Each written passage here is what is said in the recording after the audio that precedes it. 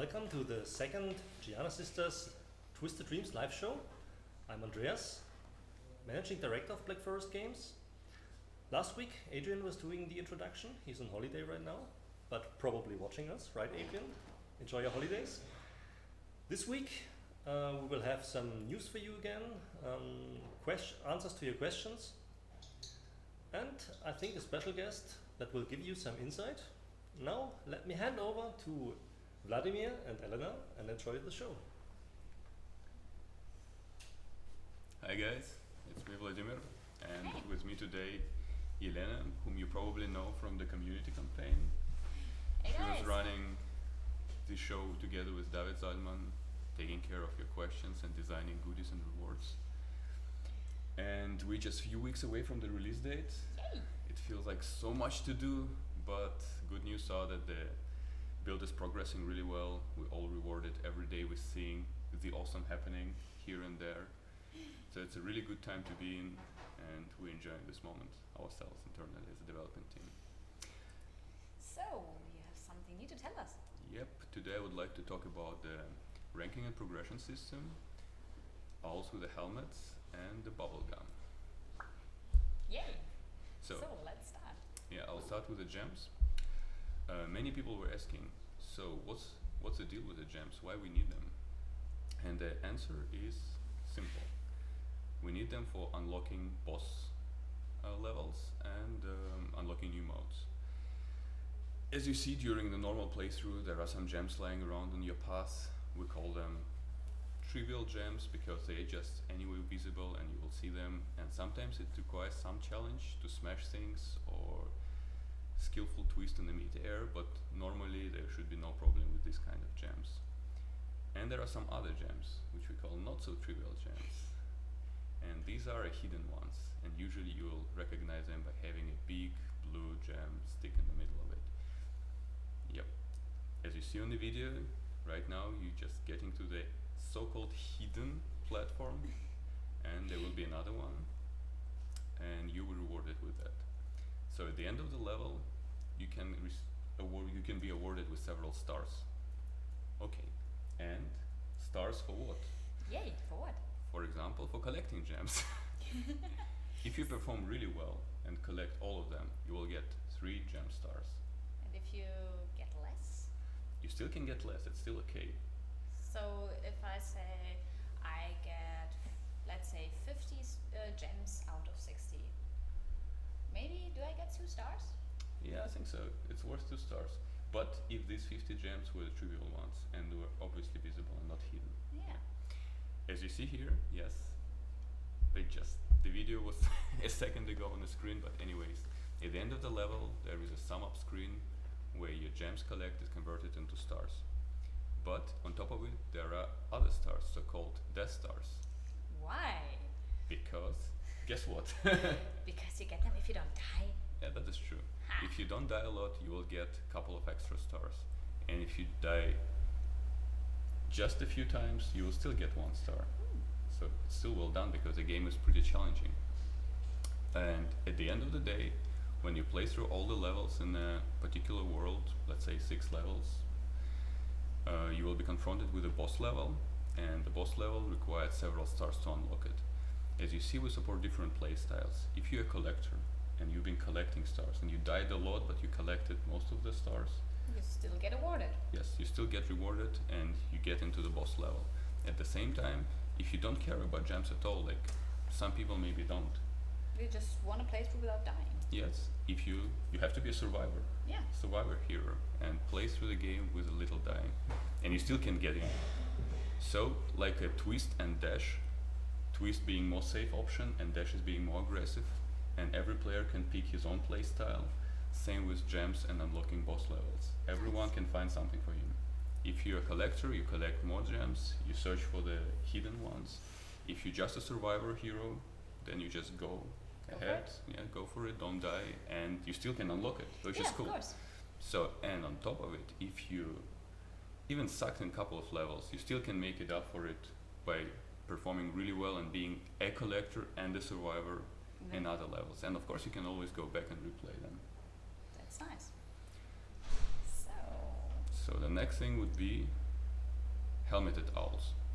Before entering Kickstarter campaign, we had in mind a particular design for the owls, them not being only accelerators like you see it here, and used as a Jumping platform actually. jumping platform or some sort of a boost, but also them being a threat. And at some point, thanks to Kickstarter campaign again, we had some time, we had some resources to make a very special owls. The ones that get tired of Jaina bullying them all the time and beating them here and there. And this is a special owl, can be recognized as such by his shiny armor and colorful, yes, as you can see here, colorful purple feathering. Yeah, and there are spikes that Yes, kill you can see it, there are spikes and it's instantly dangerous. So you can dash it, you can jump on it. So that allowed our level designers, our sadistic level designers, to make previously challenging passages even more challenging by clever placing them in predefined patterns. And actually also the demon that Yes. the owl twists into has the same spikes. That is true. So the owl counterpart in the other world, the demon, has his special bony helmet and lots of spikes all over the place. Again, to prevent the sudden dashing and bullying from Gianna. That's neat, I like that. Yep. So I just like the picture of the owl being tired of being constantly beaten and putting this metal beak and the spiky head. So, and again, you will see it once you play it. It's clear, even in the crowd of regular owls, it stands out. So the This is last cool. subject of the day is refreshing gameplay, which is also a carry from the original Jaina Scissors, an homage to the classical Jaina, is a bubblegum. So as you can see it here, suddenly violent nature of Jaina, her dashing and twirling nature is being locked inside the bubble, and the bubble is pretty fragile. So it serves two purposes. On one side, it's a pacing change. So you've been just dashing through the levels and twirling, and suddenly you have to be very careful, extremely precise, and master this control that you already learned a little bit from underwater gameplay even further. Neat. Only a few passages on the main path require you to master bubblegum, so it's mostly for the optional play, especially because it offers such a low tempo, I would say, gameplay. But still, it's a neat ability Definitely. which require a lot of mastering, and especially for the collectors who go for the maximum gems, Yes. it's definitely a must. Yeah. And those who don't like it can just dash through, I guess. Yeah, you can compensate it with it in most of the cases with a twirl and dashing. It's still extremely hard, to be Of honest. course. That's why we designed it, didn't we? Yep. So I hope the people enjoy it. It has its own interesting momentum and acceleration, deceleration that you need to learn. And the level designers prepare the most beautiful racing track, so-called, for you to beat with a bubblegum. They will be tricky. Definitely. So, Okay, so I Anything? think that was it for today. I Cool. would say next week I would like to talk about the googly eye turns into spiky box, which is a pretty twisty enemy, and again was promised within the Kickstarter campaign. So we're still working on it, so it's not ready yet, but it will be ready next week for you. And I would love to show some of the epic boss glimpse. I don't want to spoil too much, but a bit of the boss battles is a must see. it will be awesome. Yeah, it will be definitely kick-ass. That was it for today. So, thank you, Vladimir. So thank you, Elena. And we go over to Schmitty. Yeah, hey everyone. Last time I answered some questions in the beginning, so right now we have gathered from the forums. This time I will have here some questions we had from the last live stream, which weren't taken care of quite well. Because we were low on time, so I take the time to review these 8 questions now. As was the last time, David Zalman from the Kickstarter campaign is right now with you in the chat and is taking note down your questions, and I will answer them here right now in front of the camera. So let's start with the first question. Question number 1. Please add the Overlord to the next live stream. Done. He's here with me. So, next question. Are all tracks from the game available on CD? If yes, how many tracks? Are all metal music? Is all metal music made by Machine Supremacy? Yes, yes, and yes. So all tracks from the game are available on disc. It will be about a dozen, and all metal tracks on the CD will be from Machine Supremacy. So next question: is it all fun to stop it? Is it all fun to develop games, or also stress? Well, let's put it that way. It has ups and downs. So mostly the creative part and the part where you put genius and brilliant minds together to come up with fantastic and crazy ideas. This is the fun part about the job, but it's much more to it. So you have to go through lists. You have to make orders. You have to tackle different problems during the production. You maybe have not taken into consideration at the beginning of the game. You have to make compromises, and yeah, this is a quite exhausting process all over again between the creative brackets. So yep, it has its ups, but it's downs too. Especially stressful it gets when we reach a milestone or when we are close to a release. So right now, still people are still working behind the camera down the alleyway. And most of the people are working overtime right now and around the clock to make Gianna Sisters the game it deserves to be. So, what else do I have? Next question. That's a good one. The good one with big numbers. I like big numbers. How many polys has each level in general? So, I didn't get a clear answer when I asked this question, but 20 million polys plus, something like that. So this is when you take all actors, all polygons that a single actor has, and throw all actors in a bucket, everything would sum up to 20 million plus. So, next question. That's a good one.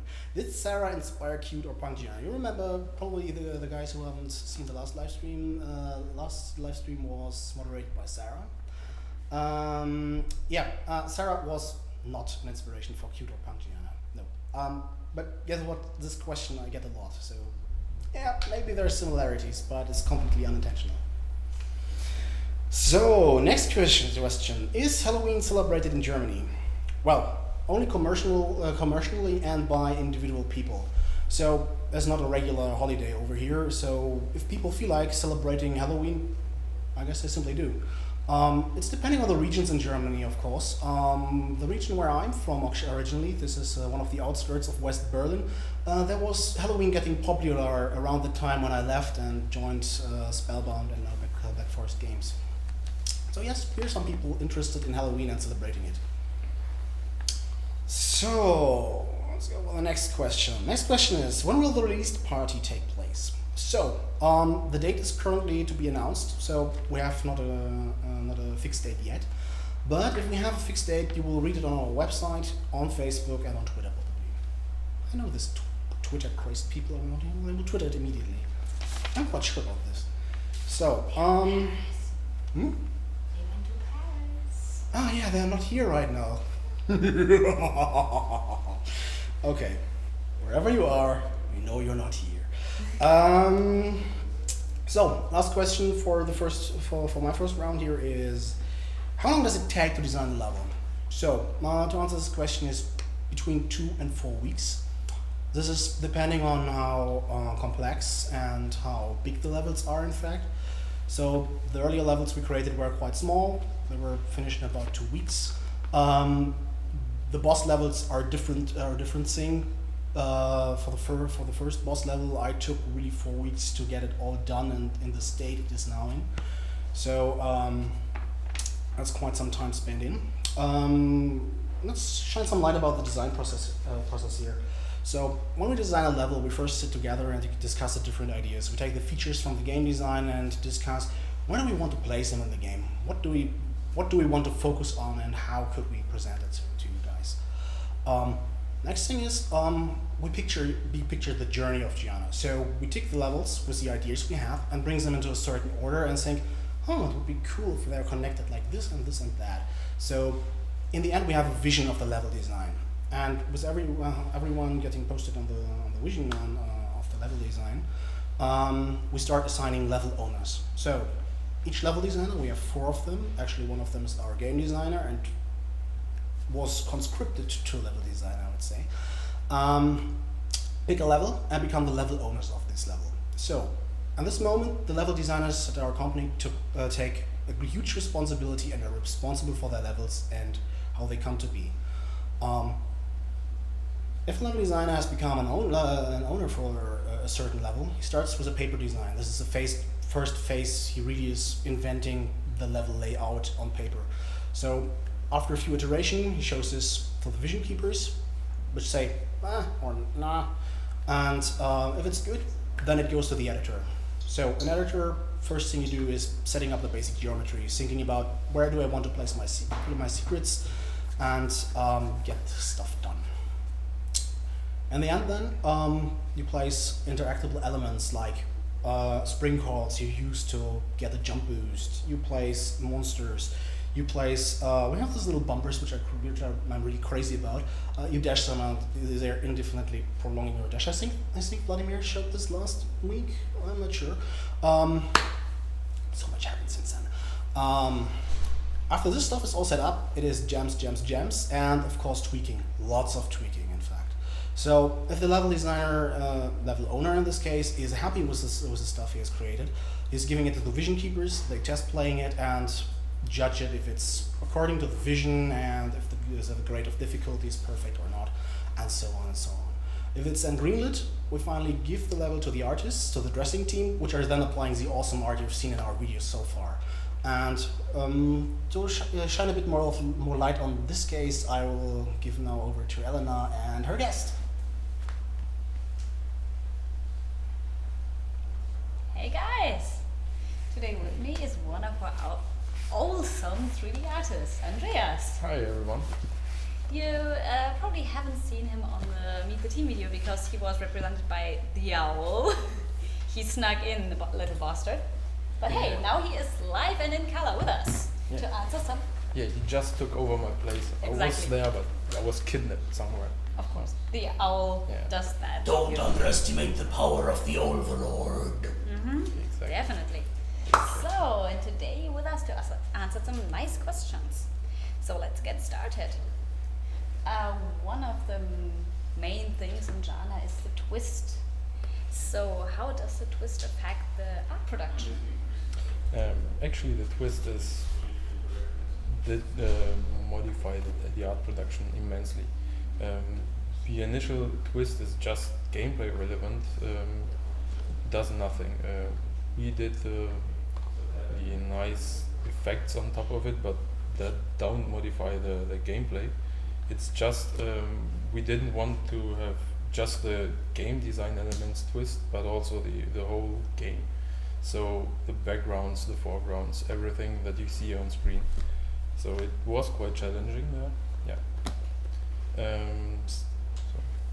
So, when you came up with the twist, I'm sure it just not sprang to your mind full finished. So I guess it took some steps to get you there. So how many steps are there and how did they look like? Yeah, it's kind of did, but it didn't work out. The first idea was really to do a 2D morphing, so like something that you can imagine like putting 2 pictures on top of each other and then having one disappear. That was the first idea and it sounded nice, but when we tested it, it just didn't look right. So we had to do something more complex. So next step was not trying a 2D morph, but a 3D morph, which ended up being close to looking good, but there was still something missing. So we tweaked around and played with the possibilities we had, and we ended up with adding a wobbling effect, and that was basically it. See there? Yeah, that was it. So just the small steps in the end mattered for the final look. Yeah. This is nice. Speaking about dressing, how? No, sorry. What development did the level dressing take? So. As Schmidt said, we took over the levels from them as when they were approved. The first thing we did, we also tested the levels just to get a feel of it. How does it play? Then next step was check what the level designers had in mind for the levels. Like there's a level where you basically climb a mountain, so the whole environment should also represent that. So you have more mountainish looking environments everywhere. So yeah, and then normally you get a clear vision of how the level should look like and start placing the objects so place until you're done, then have it again approved by all the level designers and vision keepers. It's a nice thing there because after you send it to them, they all say it's not my level, I didn't do that, because they don't remember it anymore because it looks so different. But yeah, it was also something where we broke the levels because we broke the readability of the level. So how did you unbreak it again? We did break it by first of all, we broke it by placing objects that looked like you could jump on them, but you couldn't. So we had to unbreak them by placing sort of fog that put the accessible gameplay area more into the foreground and putting everything more into the background. After that, we did also modify the whole lighting by changing everything that is not supposed to be lit, making it more dark, and yeah, making everything more readable. In the end, you can see that there. Yeah. So the level was playable by not even knowing where you could jump and or not. Nice. So that sounds like quite a big amount of time that you take to dress one level. So how long does it actually take? Yeah, it's similar to the level designers. Just the dressing itself takes like 1 or 2 weeks depending on the level. If the level is big, then it obviously takes longer. Yeah, but 2 weeks for the dressing. Then again, for the lighting, you need some time, like 1 week. And the last step is the optimization, where you again go over the level and optimize everything. Something you don't see and you don't need it, so you can remove it, things like that. And this also takes like 1 or 2 days. So in the end, in average, I think it's taking you like a month for a level. And does only one person work on a level, like the game designers, or is this a group effort actually? Basically, yes. The dressing is done by one artist, so this is the same reason the level designers do it.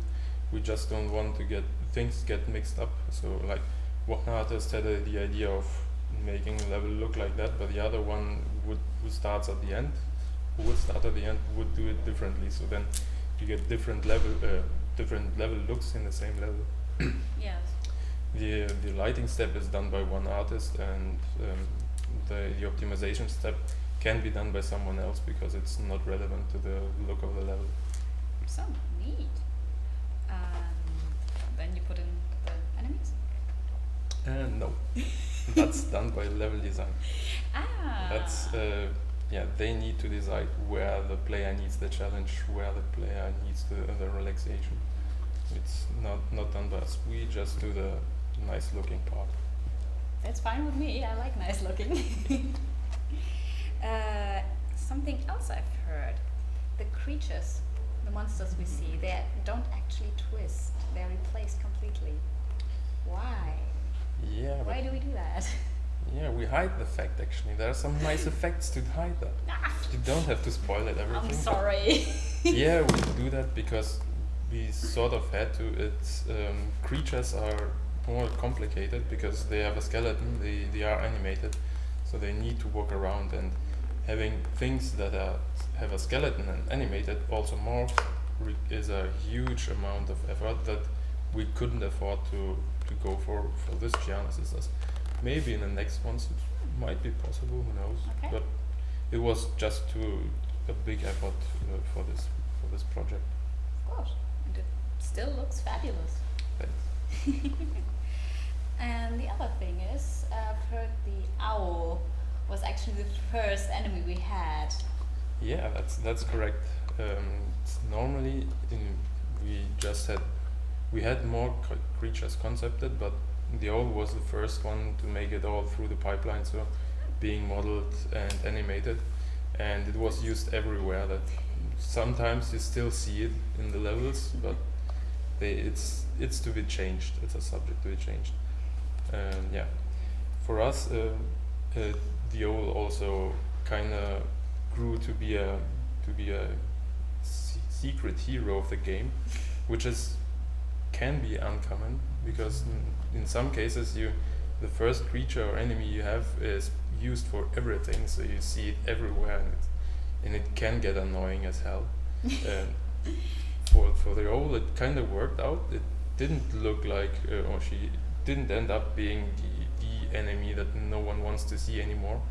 So Actually turned out to be a mascot for everyone. yeah, so So that's grew nice. to take over the company, the game, and everything else. The world. So He will take over the world, I'm sure. So thank you for staying with us tonight and Thank you. also answering our questions. And back to Schmitty with your questions. So, hello again.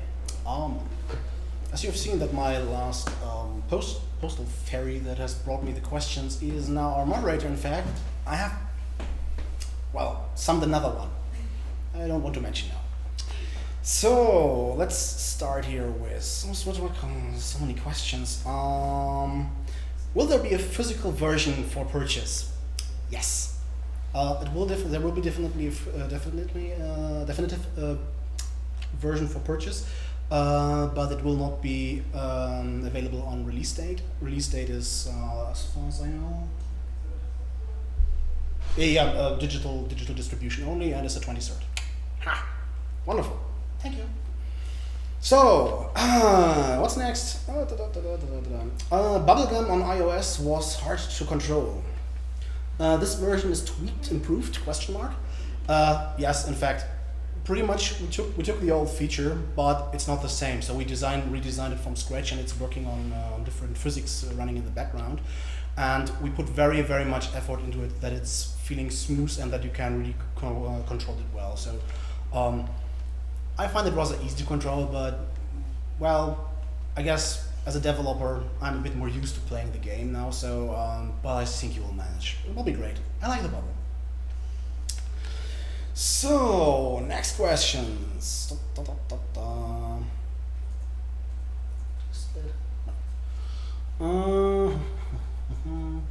Schmidt, are you one of the epic bosses?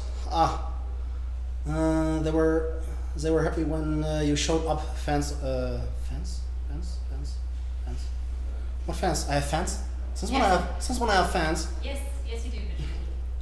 Okay. I have to get out here now. No. No, I will not be a boss. One of the bosses in the game has maybe a bit of my stature, but no, unfortunately I'm not a boss in the game. But that would be awesome. They should play the music from Godzilla in the background when I'm waltzing through the screen. That would be really awesome, in fact. But maybe the next Jana game. yeah, you don't want to have the bearded man with a soft belly running through your screen, right? After little girls. No, you don't. No, want that. sorry. No, you don't want that. You don't want that. No. So, let's see what we have. What else do we have here? Is this hardcore mode on screen? Nope. That wasn't hardcore mode on screen shown earlier.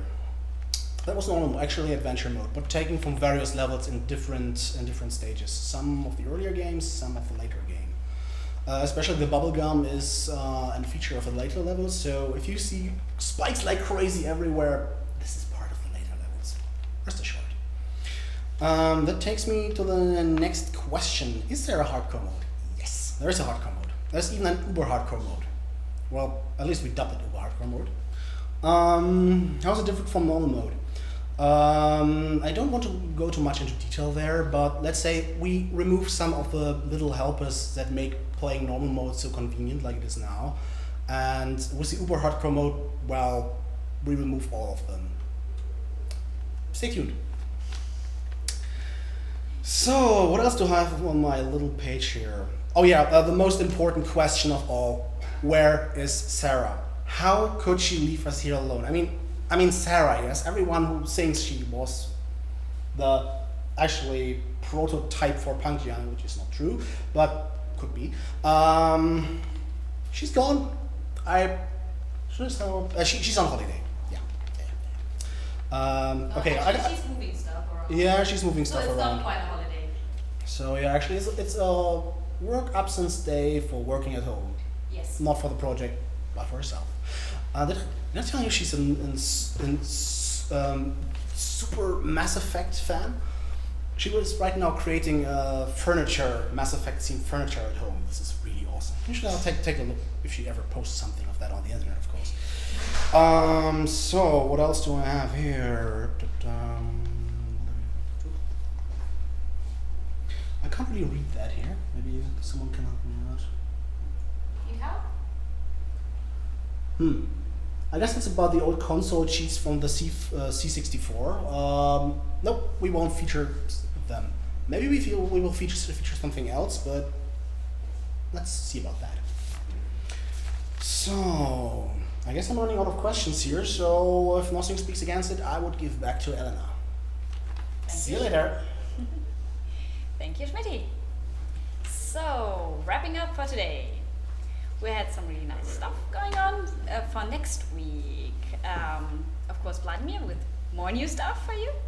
Then we will have Emily, first time on screen, hosting the show. And one new secret guest for you to listen to. So, thanks for listening today, and to Andreas. Thank you, Elena. I hope you all enjoyed the show today.